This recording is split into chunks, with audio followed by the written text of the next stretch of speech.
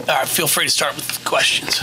Coach, when was the decision made to rest Asia, and can you give a little bit more about her status? I mean, I had talked to her about it after our Florida State game.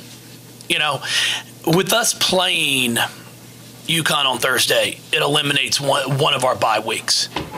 So normally everybody else in the ACC, except for Notre Dame, because they played at Tennessee, you're getting 2 bye weeks within your conference. Well, now we only have 1. So Asia's been playing a ton of minutes for us. Just knee was a little sore, and I was like, hey, you know, if we can afford to do this, I'm going to set you down for our game on Sunday. And, you know, she still warmed up and did everything because in case, you know, if something would happen where she needed to play, she was able to play. So we're fortunate enough that we came out and jumped on them early, and we didn't have to play her. So just an extra day to rest and recuperate. As far as the team's performance, you noted that there was a strong start. How pleased were you, or you know, what did you tell the ladies after the game about their performance? Well, I thought the first half was fantastic. I mean, I was really impressed with us. We gave up 0 second chance points. We gave up 2 offensive rebounds in the first half because we tried. You know, it was actually a game and a half of probably the best effort we put forth rebounding all year. And it was really impressive because it's not, I mean, they missed 18 shots in the first half. We're only able to get 2 offensive boards. So we were finding somebody. We were putting a body on somebody. And then in the second half, I guess they just decided to do what they thought was good, our players. And obviously that didn't work out very well. I mean, they had 7 second chance points in the third quarter alone. Scored, I think, their first 5 possessions of the third quarter. So whoever decided to try to change things up, it probably wasn't a very good idea. So we're going to have to hopefully break down some film and get them to understand if you want to be great, you can't play the scoreboard. You got to play for 40 minutes, and you got to just keep grinding and keep battling. Now, it's tough.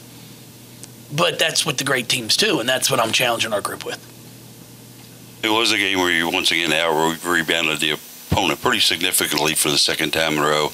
Are you still emphasizing this in practice with them and seeing it happen? We've been emphasizing it all year.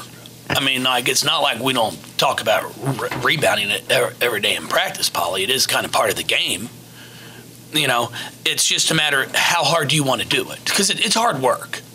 I mean, you got to be focused. You got to find a body. You got to put a body on somebody. And then you got to pursue the basketball.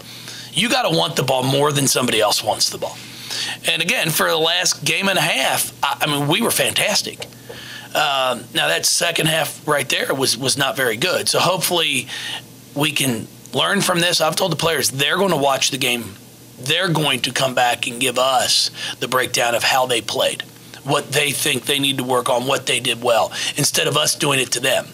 Because every once in a while, I think it's good for them to be able to self-evaluate and really look at some film and go, hey, this is okay. I kind of see what they're saying. And then it also helps me, like, Polly, if you write down, hey, I played great the entire time. You know, and then I look at your stat sheet, I'm like, well, you turned the ball over 12 times. Well, it wasn't my fault. You know, so this is going to be a good thing for us, and hopefully we can continue to build. Oh, no, I let them grade because I think it's self-evaluation is a great thing. Self-evaluation is a fantastic thing. Some are good at it, some aren't. You know, it's just as coaches. I tell them all the time, I go, they get upset when we tell them, hey, you know, you want to play like this person. I don't want to be like that person. I want to be me. And I'm sitting there going, you know, when we go to high school games or we watch games on film, if somebody runs something that we think's good, we steal it. Like, we're not naive enough to go, well, that worked for them. Let's not do it here. You know, and that's kind of what we're in a little bit of a battle right now is like, challenge yourself. It's okay to want to be better, to want to be great. And if there's somebody out there that's performing at a high level, there's nothing wrong with saying, hey, I'd like to try to play like she's playing. So we'll see. I mean, we're 7-1 right now through the first 8. We've got some great ball games in front of us, starting with Thursday night with UConn here at home.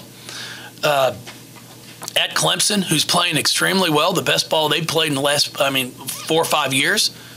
Amanda's doing a fantastic job with them. We've got, Miami at home, at Virginia Tech. NC State at home, Syracuse at home. I mean, it's just it's not going to be easy.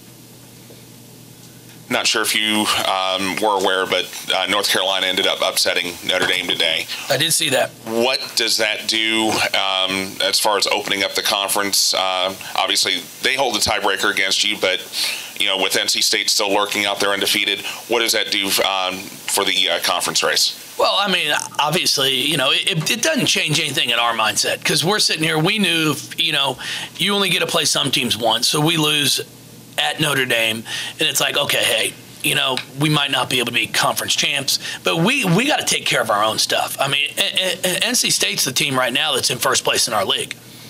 They're undefeated. So everybody else is trying to beat them.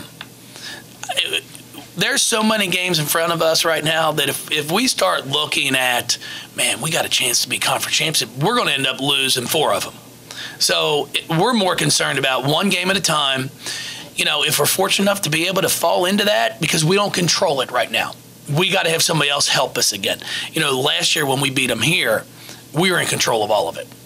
Now we're not. So we just got to worry about ourselves, play one game, and then hopefully as it goes through, we're going to be preparing ourselves for a really good seeding in the NCAA tournament as well as the ACC tournament.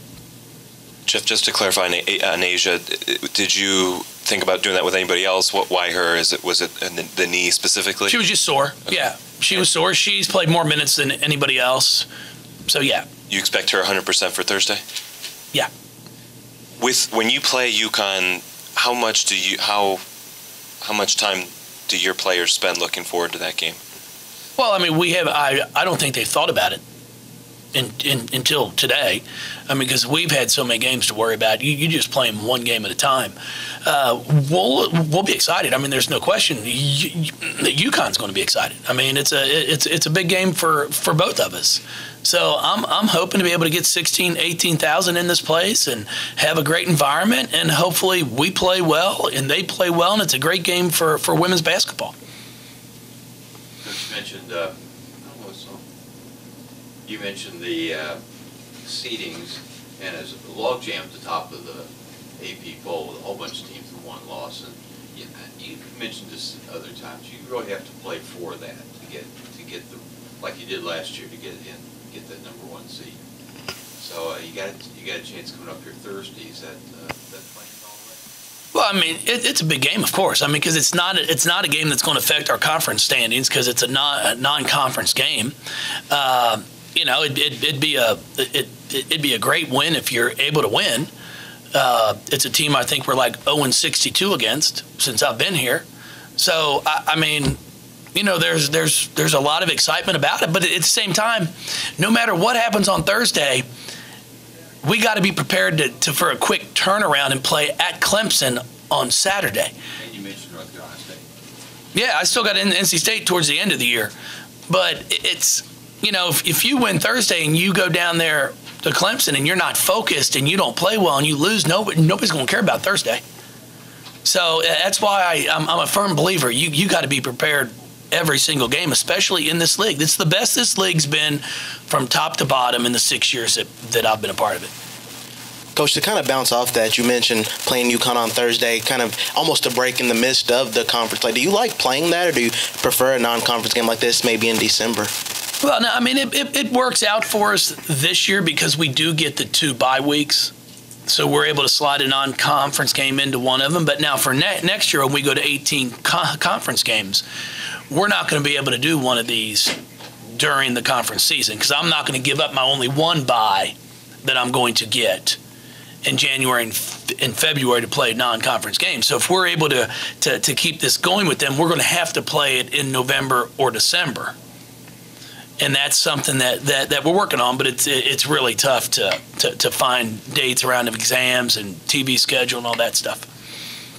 When you prepare to play against a team like UConn and have the history that you do with them, how much of the game is just pure talent, star power, the raw talent that you're dealing with? And do you feel like in that area that you're closer than that it's more even than it's been? Well, I think, in the past we've had some good teams and they've had some great teams. And you've got to be able to score. When you play UConn, you have to be able to score because they score the ball so well.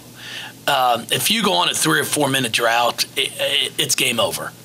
And that's one thing. That's why I was really pleased with the first half. We only turned it over 6 times, and then we end up with 18 turnovers. If we turn it over 18, 20 times on Thursday, it's not going to be pretty. And that's one of the things I'm constantly trying to talk to our players about is you've got to value the basketball. So it's, they have great players. We have great players. Now it's a matter of can you put the ball in the basket to be able to stay up with them because they're one of the best scoring teams in the country. How do you do that? You talked a few weeks ago about recruiting against them. How have you built a team that can score with them that has that? Well, Asia doesn't hurt. She's pretty good. Sam Furion's been very efficient.